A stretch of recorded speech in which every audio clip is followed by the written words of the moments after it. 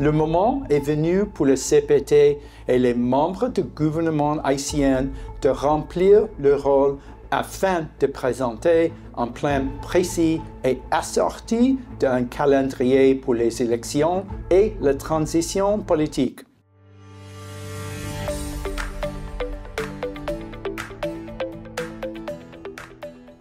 Bonjour et bonjour ambassadeur. Bon retour de New York. Parlez-nous de votre passage aux Nations Unies, s'il vous plaît. Je suis heureuse d'être de retour en Haïti. Nous nous réjouissons de la bonne nouvelle qui nous est venue de New York, à savoir que la communauté internationale a approuvé la demande du président de CPT et du gouvernement haïtien en faveur d'une force de répression des gangs.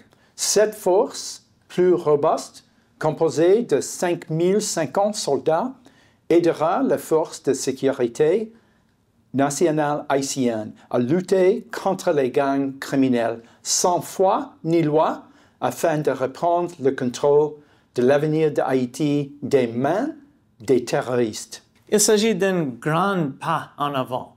Quelle est la prochaine étape? Les États-Unis se sont réjouis de voir tant de voix s'élever dans toute la région et au-delà pour défendre nos voisins haïtiens.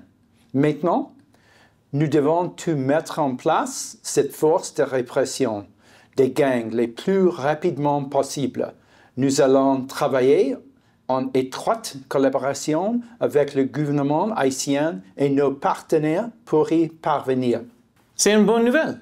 Et qu'est-ce qui va suivre?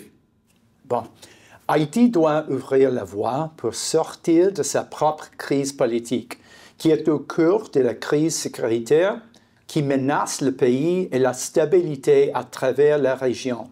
Les États-Unis vont travailler avec le CPT et le gouvernement pour donner aux Haïtiens un point de départ en matière de sécurité et l'opportunité d'élire leurs dirigeants pour la première fois depuis 2016. Je veux être clair.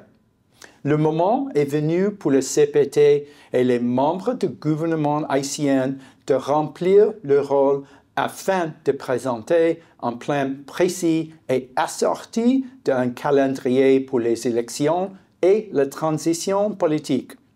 Les postes politiques ne sont pas à vie. Tout le monde doit soutenir la sécurité en Haïti et permettre sa transition politique. Je reconnais que certains peuvent être sceptiques. Je le répète, nous recherchons la sécurité pour Haïti et la possibilité pour les Haïtiens d'écrire leur propre avenir. Notre soutien à la force de répression des gangs est une étape importante qui démontre l'engagement de la communauté internationale envers Haïti. Ambassadeur, merci pour votre temps et votre point de vue. On se retrouve à notre prochain pause café.